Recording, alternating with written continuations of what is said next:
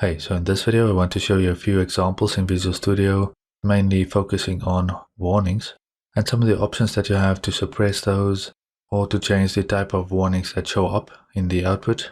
So at this point in the course you might have seen a bunch of warnings and errors already, but just as a reminder, once again, if I go and remove this here, let's say I build, Control B to build, you'll get a failed. Here you'll get an error, syntax error, missing semicolon before identifier cout. That is on line 10. So this is one thing that you have to notice. It says line 10 here, but the actual problem is in the previous statement, which is on line 8. So add the semicolon in, Control B, and that will work fine. What you'll notice down here is this warning. You can click on that. Or what you can do is in the error list, you can bring up the error list. You will notice we don't have any errors. You can click on warnings as well to toggle the warnings. We'll get a conversion error from double to float, possible loss of data, and then you'll get this arithmetic overflow warning as well. This here is not a float. This is a double, alright? This here is an integer. Okay, so I have a few problems on this one line, so you can go and change that, of course, to if. Go and build that. And this warning here should now clear up. IntelliSense often takes a bit of time to catch up, so don't be surprised if your warnings hang around for a bit before they clear up. I'll just go and undo that, because I want that warning to kind of stay there for this demonstration. Okay, the next thing I'd like to mention is you can set the warning level for your project. You can basically change it so that only high severity warnings will show up. Okay, we can do that by right-clicking on the project, not on the solution. If you right-click on the solution, go to Properties, you will get a different dialog. So right-click on the project, go to Properties. I'll go here to All Configurations, under C++. Here we have Warning Level. If you left-click here, you have a drop-down.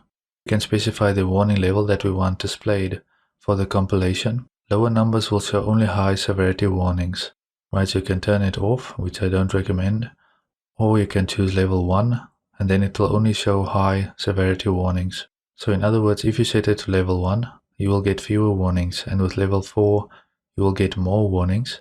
And you can also do enable all warnings. Now I don't recommend that you do that with C++, because you can get some strange warnings show up from the standard library. To get started, as a beginner, I would recommend that you stick with level 4. If I go and change that here to level 1, I'll just click apply for right now and click OK. Maybe build that again. If I go to the error list, we have this double here, and you can see that green squiggly will now show up. But you will notice the other warning does not show up. The conversion warning that we had previously does not show up.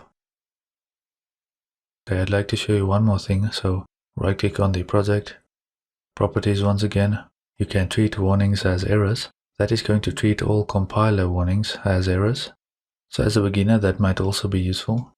I'll just set that to yes. And I'm going to leave this to 1 for right now.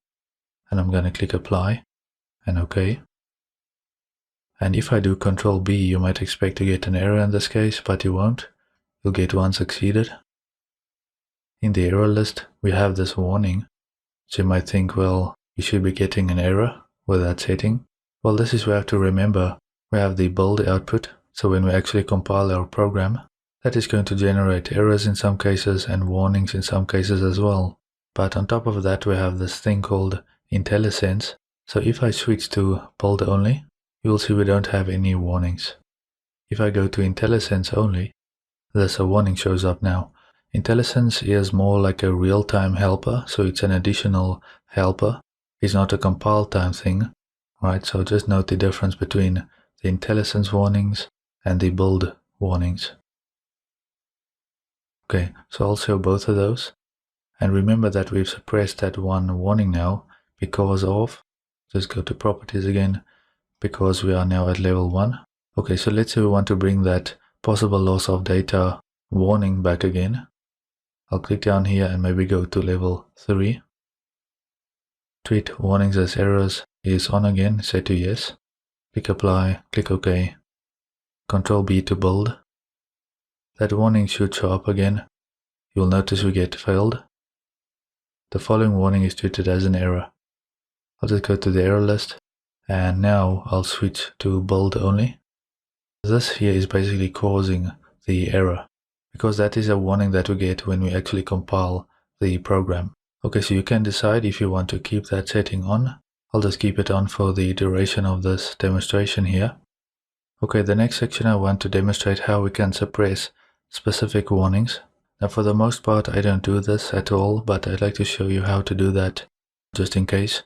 Once again, you want to fix your errors and your warnings, right? But let's say some warning is particularly annoying for some reason and you want to suppress it temporarily. You can do that, and you can do that by selecting your project. So once again, not the solution, I'll select the project. Then I'll go to View, navigate all the way down and select Property Pages. Okay, we have Configurations, C++, and then go to Advanced. Here we can disable specific warnings. You can specify the error codes of the warnings that you want to suppress, separated by a semicolon. Now in this case I'm only going to add one in here. So you can do this drop down and click Edit, and then you can add them in here as well. I'll just cancel for now, and then I'll go and look at what that code is. So that's 4244. Need to make sure to select that in the Solution Explorer, View, Property Pages, under C++ Advanced, go and type that in here. So with that added, I'll click Apply and OK. If we Control B to build now, that will now succeed. Okay, previously we got a warning and an error because of the setting that we have. So under General, we have the setting right here. But because we are suppressing that now, there's a warning right here, we are no longer getting that error. I don't want this hanging around, so I'll go and remove it. Click Apply, click OK. Now of course, if we have an error and I do Control F5 to build and run, so debug, start without debugging, Control F5, you'll get to this dialog here. They will build errors. Would you like to continue and run the last successful build? Typically I say no here. So the point is, when you have an error, the program will not run at all, right? Put that semicolon back. Now with a warning, because currently we have a warning as well, I'll just toggle the errors off. We have that possible loss of data warning. And I have, just check this here I'll turn off. Click Apply to that and click OK. If I do Control F5 now, that will build and run just fine. We print this out. So even though we have this warning, the program still runs. So again, just trying to emphasize the difference between errors and warnings. With an error, your program will not run at all, right? It won't compile, and therefore it's not going to create the executable. With a warning, it's going to compile and run, but your program may produce unexpected results. Alright, so I hope you found this section useful. That is going to conclude this video. But in the next video, we'll look at the debugging facilities in Visual Studio, or how to attach a debugger to your program. So I'll see you in the next video.